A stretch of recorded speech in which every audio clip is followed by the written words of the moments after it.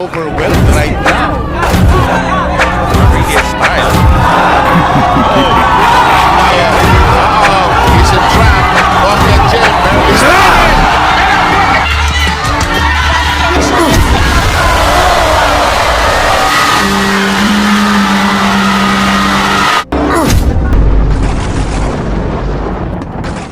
Isa sa inabangang laban ngayon sa Philippine Boxing ang pagbabalik aksyon ng Pinoy na may potensyal na maging world champion, ang undefeated na si Carl James Martin, alias Wonderboy dahil sa lakas ng kanyang mga suntok. Si Martin ay may record na 23 na panalo, walang talo at may 18 knockouts. Siya ay nagmula sa angkan ng mga matatapang sa Ifugao. Ngayong darating na September 7, makaharap ni Martin ang Mexican boxer na si Anthony Jimenez na may record na 18 na panalo, siyam na talo at may 5 knockouts. Dito ay masubok ang tibay ni Martin mga tol dahil ito ang kanyang unang laban kontra sa isang Mexicanong boksingero at ang kanyang unang laban matapos mag-training sa Amerika. Matunog ang pangalan ni Martin sa Super Bantamweight Division kung saan hawak ni Naoya Inoue ng Japan ang 4 na titulo. Dito ay lumalaban rin si Janrel Cuadro Alas Casimero. Sa kasalukuyan si Martin ay rank number 3 sa WBO, rank number 6 sa IBF. Siya ay nag-training na sa Amerika matapos pumirma ng kontrata sa MP Promotion ni Manny Pacquiao at magkaroon ng laban sa PBC at TGB Promotions. Matapos na nagkaroon si Martin ng 19 wins, walang talo at 16 knockouts at naging Philippines Amusement Board Champion at WBA Asia Super Bantamweight Champion ng kanyang pinasuko sa round 11 ang kapwa Pinoy na si Ronnie Baldonado. Ngunit sa kabila ng kanyang tagumpay, marami pa rin mga Pinoy ang nagdududa sa kakayahan ni Martin hanggang sa naitapat ito sa bato-batong Tanzanian boxer na si Charles Tondo. Bago ang laban ng Martin versus Jimenez, atin munang balikan kung paano pinatunayan ni Martin na talagang pang world class ang kanyang galing kontra sa bato-batong si Charles Tondo. Dala ni Martin ang 19 wins, walang talo at 16 knockouts habang si Tondo naman ay may 11 wins, 5 losses na may 5 knockouts. Ito ay para sa depensa ni Martin sa WBA Asian title sa laban na naganap sa SM San Lazaro sa Manila. Sa umpisa ng laban, maagang umatake itong si Martin upang masubok ang tibay ng kalaban, ngunit nagpakawala din ng counter itong si Tondo. It's an opening to expose this one-dimensional attack coming from Charles Tondo. Looking for him to vary his attacks and go. Kita naman natin din yung left straight. Samantala ngayon, nakuha naman niya with a right hook. Ito nga si Charles Tondo. Right on cue, Carl James Martin moving downstairs and then upstairs. Gives Charles something to think about in this 12-round contest. Charles Tondo. Sa round 2, naging mainit ang palitan ng suntok ng dalawang boxers kung saan pareho itong tumatanggap ng mga mabibigat na suntok. Shot there, Carl James Martin, partner.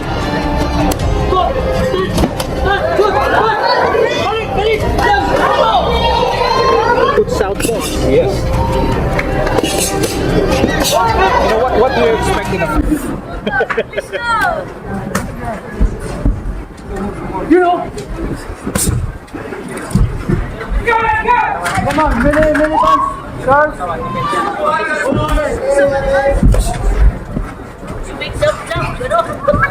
So, ang ginawa ni Carl James Martin, kinasa niya output. spots? It's a good right from James Martin, partner. And this is a promising sight. That's a great one-two from Martin. Downstairs and upstairs.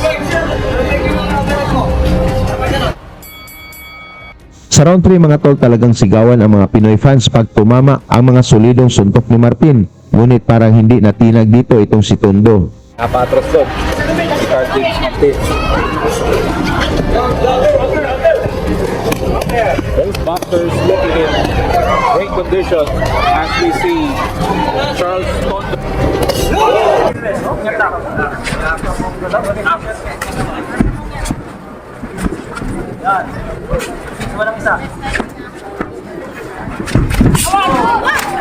Cross coming from Carl James Martin. There again, Martin to the body.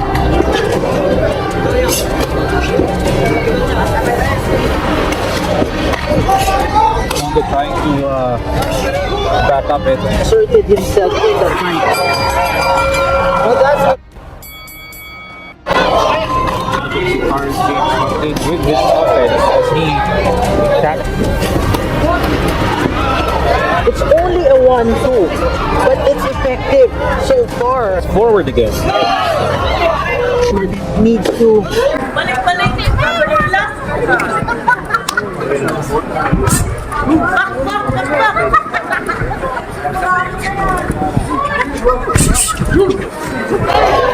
he got shot there. Yeah, a right hand from Tondo. He's getting fired up. Martin, that's another good body shot. Tuloy ang aksyon dito sa kalagitnaan ng laban kung saan marami ng mga solidong suntok ang tinanggap si Tondo, ngunit nagpakita talaga ito ng tibay. Yes. James Martin, as they may be, they appreciate that. On the Carl James Martin's offense there.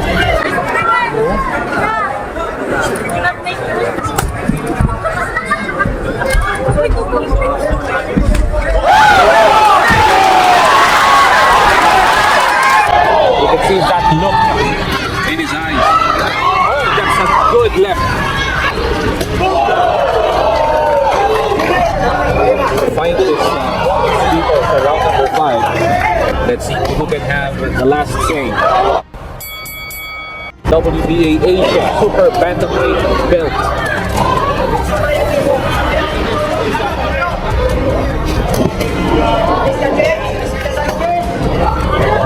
The corner, Carl James Martin instructing him to get out of the ropes. But that is Martin on the back pedal.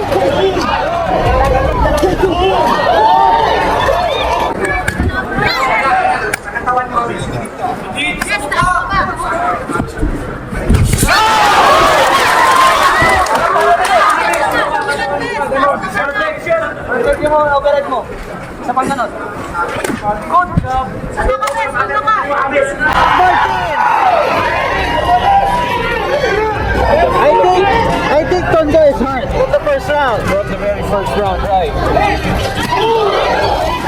Martin on the driver's seat right now, partner.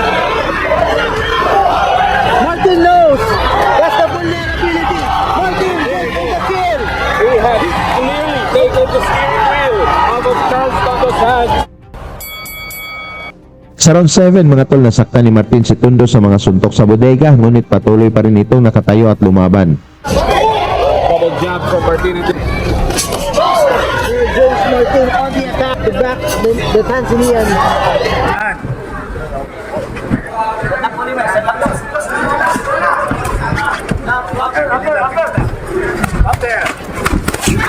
Carl James Martin, the only Martin, but he hurts the body, the head would fall. right.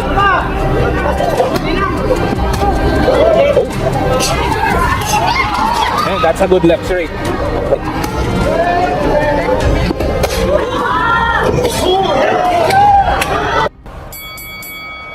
Gusto nang tapusin ni Martin itong si Tondo dito sa round 8, ngunit napakatigas talaga nitong pambato ng Tanzania.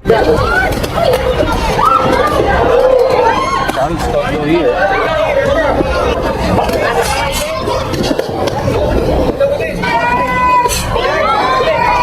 Force that jab.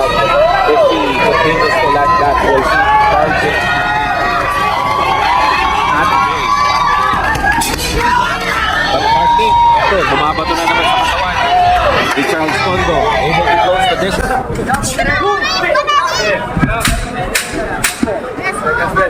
10 seconds.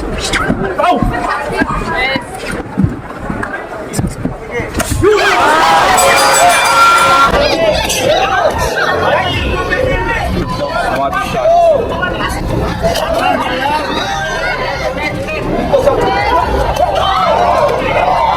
Big uppercut there. That's 10 seconds, partner. Of round number 8. There's a non-tactical round that we're seeing, but now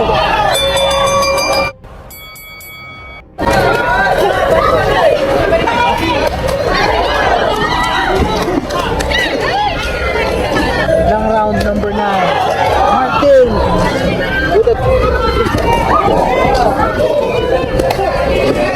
Martin's okay.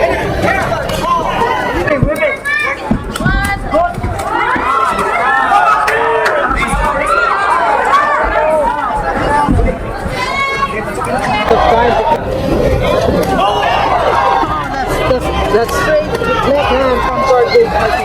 Pero sumasagot customer here in the final minute of 1-2. We are getting into the final 20 seconds of last 10 seconds.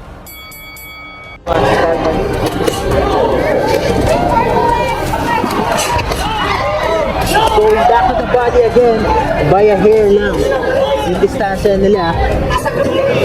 Somehow stops si Martin on his tracks.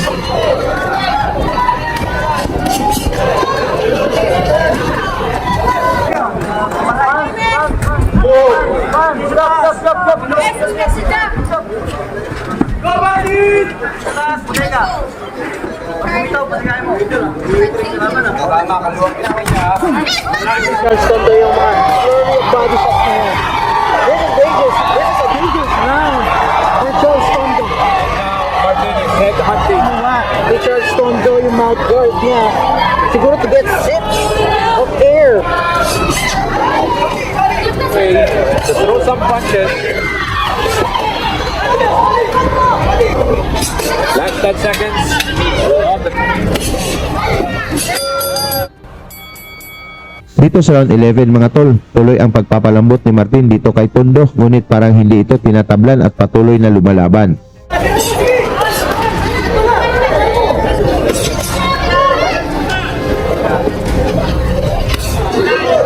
That's a solid left coming from Martin. Nasaktan doon si Charles Tondo. Ayun na, iniinta niya. Iniinta niya.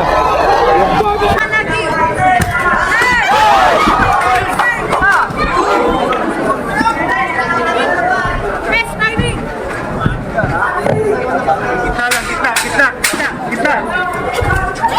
Imagine. RJ Martin.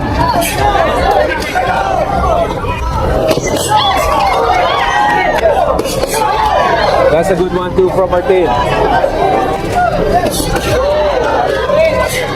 An uppercut from the Filipino champion.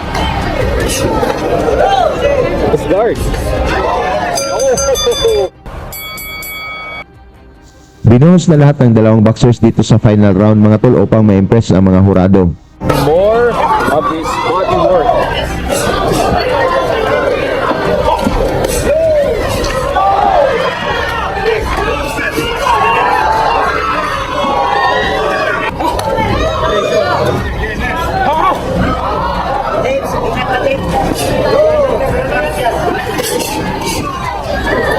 Connecting para kay Martin. Dapat makita ng referee yung tinatanggal na ni Tondo yung mouth guard.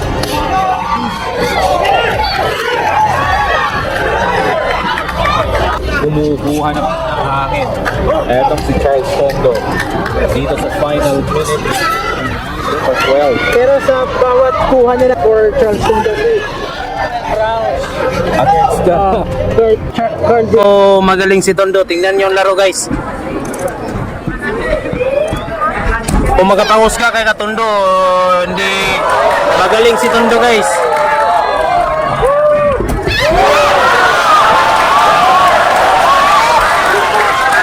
the Charles Tondo. The referee calls for a break of action. Ian Martin as Tondo's mouth guard is being taken care of. Uling bahagi na po ng round number 12.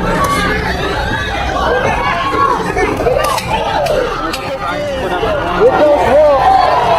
Offensive outburst here, and he is doing so. Looking for the finish. 9 seconds. Matapos ang laban mga tol, nakuha ni Martin ang panalo via unanimous decision at napatunayan na kaya nito ang pangmatagalang laban. Suportahan na lang natin sa Martin mga tol sa kanyang laban kontra sa Mexican na si Anthony Jimenez Salas ngayong September 7, 2024. Lagi niyong sundan, huwag magpapahuli. Pag-usapan ni bakbakan, balita niya at laban. Mga Pinoy na di nagpapagapi. Salamat sa mga suporta na lagi nandyan.